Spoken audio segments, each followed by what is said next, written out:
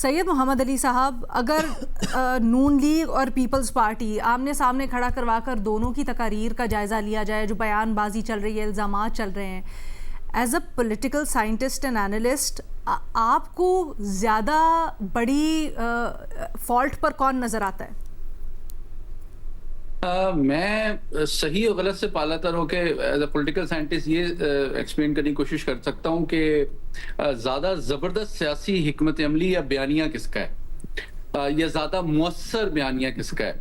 तो मैं गैर जनबदाराना अंदाज में समझता हूँ कि पीपल्स पार्टी का जो सियासी नैरेटिव या बयानिया है वो बड़ा ज़बरदस्त है, और उसकी 3 वजूहात हैं। नंबर 1 कि वो देखें एक बड़ा कॉन्फिडेंट और बोल्ड स्टांस ले रहे हैं। हकीकत ये है कि पाकिस्तान के कई सूबों में उनके गवर्नर भी हैं, चीफ मिनिस्टर्स भी हैं, और उनको फंड्स और अपॉर्चुनिटीज भी मिल रही हैं, लेकिन उनके पास कोई ऑफिस ऐसा नहीं है जिसकी वजह से उनको वो बेनिफिट पीपल्स पार्टी पाकिस्तान के अंदर रिसोर्सेज और अपॉर्चुनिटी और इख्तिदार के मजे तो एंजॉय कर रही है, लेकिन उसकी कोई सियासी कीमत अदा नहीं कर रही।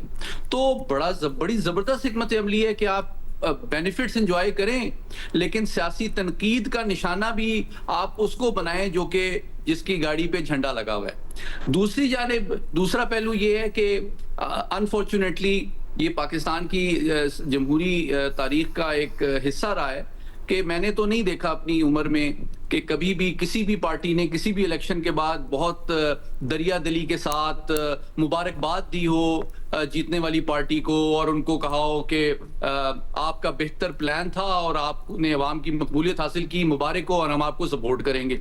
तो ये तो अनफॉर्चुनेटली हमारे जमहूरी कल्चर का हिस्सा नहीं है, ये दरिया दिली। तीसरी बात ये है कि जब वो इस तरह की बात करते हैं तो वो अपनी ऑडियंस, अपने वोटर को या अपने वर्कर को या रियासत को और ऑपोजिशन, तीनों को बड़ा जबरदस्त पैगाम दे रहे होते हैं।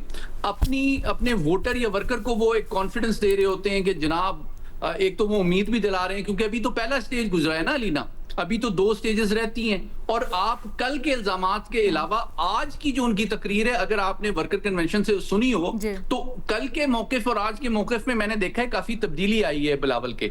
आज वो देखें, वो बोल्ड और अग्रेसिव स्टांस तो ले रहे हैं और समझते हैं कि वो खुल के खेलना चाहते हैं सियासी मुहिम में। रियासत को भी वो क्रिटिसाइज कर रहे हैं, वो हुकूमत मुस्लिम लीग को भी क्रिटिसाइज कर रहे हैं, फॉर्म 47 की भी बातें कर रहे हैं। इसके जरिए वो अपने वोटर को एक तरह से मोटिवेट भी कर रहे हैं कि मैं बिल्कुल खुल के खेल रहा हूं, और मैं ना एस्टेब्लिशमेंट से डरता हूं, ना मैं नून लीग को कुछ समझता हूं, बल्कि साथ ही साथ उनको वो एक तरह से मोटिवेशन स्पीच कर रहे थे। दूसरी बात, आज उन्होंने मैंने आज की तकरीर में देखा कि उन्होंने रियासत या सिस्टम के ऊपर ऐसी बात नहीं की, ज्यादा तनकीद का जो उनका फोकस था वो निशाना उनका नून लीग थी और उसकी पॉलिसियां और उनका इक्तदार में आना और वो मामलात थे।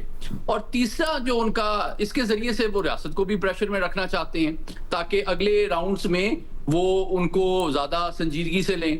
और तीसरा मकसद ये होता है कि जो अपोजिशन है उसको भी दबाव में रखा जाए और उनको भी ये सिग्नल दिया जाए कि जनाब हम आपसे no holds barred sort of contest चाहते हैं। लेकिन आखिरी बात एक कोई कमेंट में करना चाहूंगा, आपने एक बड़ा इंपॉर्टेंट सवाल इससे पहले किया था हमारे साथी से कि जो जॉइंट एक्शन कमेटी है उनके भी बाज पॉइंट से उन्होंने हमदर्दी जाहिर की थी। तो इसमें भी उसमें एक सियासी हिकमत अमली का पहलू पिन्हा है कि इसके जरिए से वो चाहते हैं, और बड़ा जबरदस्त काम वो ये कर रहे हैं कि अगर जैक में से भी कुछ लोग इनके मौकिफ से हमदर्दी रखें और वो जैक से टूट के मेन स्ट्रीम इलेक्शन में और वोट डालने पे तैयार हो जाएं, तो ये पीपल्स पार्टी उनके भी कुछ वोट हासिल करने में कामयाब हो जाएगी। तो मैं समझता हूं इसमें कोई ऐसी बात नहीं है। तो मैं समझता हूं उनकी सियासी हिकमत अमली और बयानिया इस वक्त के माहौल के एतबार से इसको देखना चाहिए, इसको लॉन्ग टर्म सियासी हिकमत अमली या रोड मैप के कॉन्टेक्स्ट में नहीं समझना चाहिए। बट आपके ख्याल में मौजूदा सूरत हाल में ख़ास तौर पर क्या ये अच्छी और दुरुस्त हिकमत अमली है या सूरत हाल को भड़का रही है? देखिए, इसमें कोई शक नहीं है कि वो एक बोल्ड और एक अग्रेसिव सियासी बयानिया उन्होंने इस वक्त मुरतब किया है। आप अगर कंपेयर करें उनके मुखालिफिन से तो वो ज्यादा बोल्ड खेल रहे हैं, और ये उनका एक मिजाज भी है और सियासी हिकमत अमली का हिस्सा भी है। लेकिन अगर आप ये तवक्को करेंगे कि बहुत मोहतात अंदाज में अदब का एहतराम करते हुए सिर्फ इशू बेस्ड और एक कंस्ट्रक्टिव एजेंडा मैनिफेस्टो बेस्ड किस्म की सियासी तकरीरें होंगी, तो अनफॉर्चुनेटली वो हमारे सियासी मिजाज और कल्चर से भी मुताबिकत नहीं रखती, और मैं समझता हूँ थोड़ी अनरियलिस्टिक एक्सपेक्टेशन है। और उसको हमारा जो टिपिकल वोटर है ना रूरल एरियाज का, वो उसको मतलब एक साइन ऑफ वीकनेस समझता है कि ये तो बस सरकारी सी बातें हो रही हैं, इसमें तो कोई जोश और जज्बा और कॉन्फिडेंस। देखिए कॉन्फिडेंस जो है ना, मेरी नाकिस राय में, सलीम साहब शायद मुझसे बेहतर बता सकेंगे, जो कॉन्फिडेंस और बॉडी लैंग्वेज होती है आपके लीडर की, ये बहुत मैटर करती है हमारे वोटर के लिए। Very interesting. आप जिसको कॉन्फिडेंस और जिसको एक बेहतर हिकमत अमली कह रहे हैं, वो तो हिपोक्रेसी नजर आती है सलीम साफी साहब के तज्जिए में बड़ा खुलकर सामने। नहीं, मैं बेहतर नहीं कह रहा, मैंने जो अल्फाज का चुनाव किया था मैंने कहा था मुअस्सर हिकमत अमली। ठीक है। और मैं अगर इसको आसान अल्फाज में कहूँ तो मैं बिल्कुल मुत्तफिक हूँ साफी साहब से। आई थिंक वो जबरदस्त हिकमत अमली का वर्ड था, जबरदस्त वाज द एग्जैक्ट वर्ड। के हालात के हवाले से वो क्रीज से निकल के खेल रहे हैं। अच्छा। और उनको पता है कि अगर उनको उनकी मर्जी की बॉल नहीं मिलेगी या वो अपनी मर्जी की शॉट नहीं लगा सकेंगे तो क्रीज में वापस आ जाएंगे। उनको पता है ही हैज नथिंग टू लूज। लेकिन बुनियादी तौर पे अगर आप दोनों जमातों को देखें तो ऑब्वियसली नून लीग का ज्यादा मुहतात और जिम्मेदाराना तर्ज अमल भी है, रवैया भी है और बयानिया भी है। लेकिन उसके मुकाबले में पीपल्स पार्टी, बिल्कुल सही कहा सलीम साहब ने कि तमाम मजे उठाने के बावजूद एक फ्रेंडली ऑपोजिशन का बड़ा जबरदस्त सर अगर एक पूरी होलिस्टिक पिक्चर के अंदर ऐसा बयानिया फायदा नहीं दे रहा तो फिर ऐसी सियासत, ऐसे बयानिया का क्या फायदा या क्या? तो उनको तो फायदा दे रहा है ना, यही तो मैं कह रहा हूँ कि जनाब तमाम फायदे वो उठा रहे हैं, लेकिन उसका सियासी जो ब्लेम है, क्रिटिसिज्म, वो नून लीग पे डालना चाहते हैं। तो यही उनकी सियासी हिकमत अमली है। और आई एम श्योर कि जो संजीदा जी शऊर उनके वोटर हैं उसको समझते हैं, लेकिन बहरहाल वो दबाव रियासत और ऑपोजिशन पार्टी दोनों पर बैक वक्त रखना चाहते हैं। Umar ji, for I take a break, अगर मुख्तसरन बिल्कुल आप ये कह दें कि आप जब ये कहते हैं कि सियासी हल नहीं है तो फिर मुतबादिल आपकी राय में क्या है? सैयद मोहम्मद अली साहब बात कर रहे थे ना, यानी कि उसको देखने के दो अंदाज हैं कि एक तो ये है कि पीपल्स पार्टी को समझने की कोशिश करना कि पीपल्स पार्टी कर क्या रही है, तो उनका एक अपना यूटिलिटेरियन पर्सपेक्टिव है कि वो अपने फायदे के लिए कर रहे हैं।